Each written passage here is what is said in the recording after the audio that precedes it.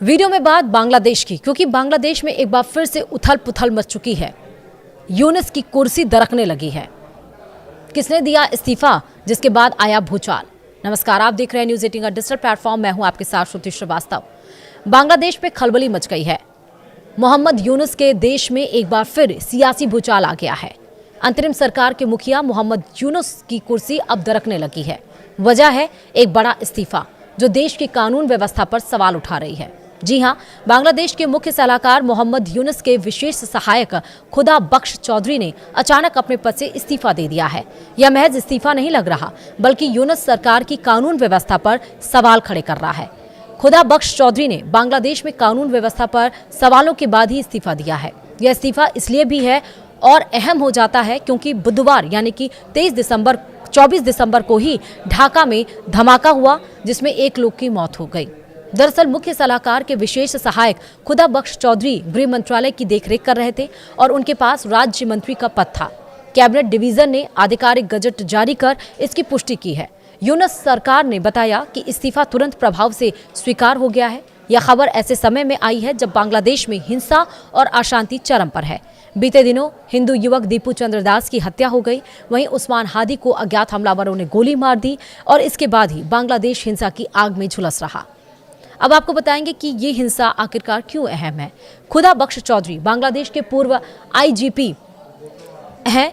उन्होंने अंतरिम सरकार में गृह मंत्रालय का जिम्मा संभाला था, लेकिन हाल ही में देश में कानून व्यवस्था पर सवाल उठ रहे थे। इंकलाब मंच के नेता शरीफ उस्मान बिन हादी की हत्या ने पूरे देश को हिला दिया। हादी जुलाई 2024 के छात्र आंदोलन के प्रमुख चेहरे थे।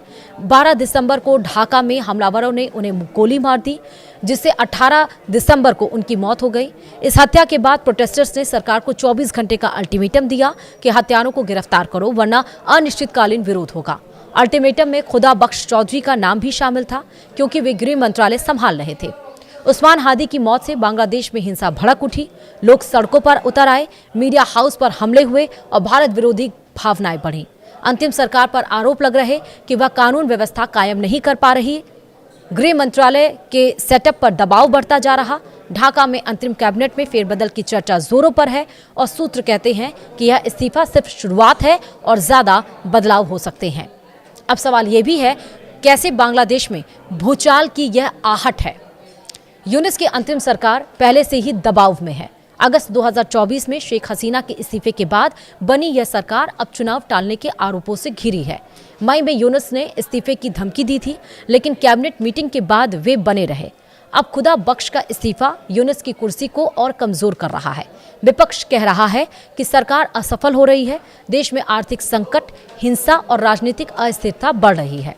अगर जल्द चुनाव नहीं हुए तो उथल पुथल और बढ़ सकती है। यह इस्तीफा एक भूचाल की तरह है, क्योंकि गृह मंत्रालय कानून व्यवस्था का केंद्र है। हादी की हत्या पर परिवार ने अंतरिम सरकार को जिम्मेदार ठहराया है। दुनिया की नजरें बांग्लादेश पर हैं। क्या यूनुस यह संकट संभाल पाएंगे या और इस्तीफे आएंगे? समय बताएगा। वीडियो में इतना ही। नमस्कार।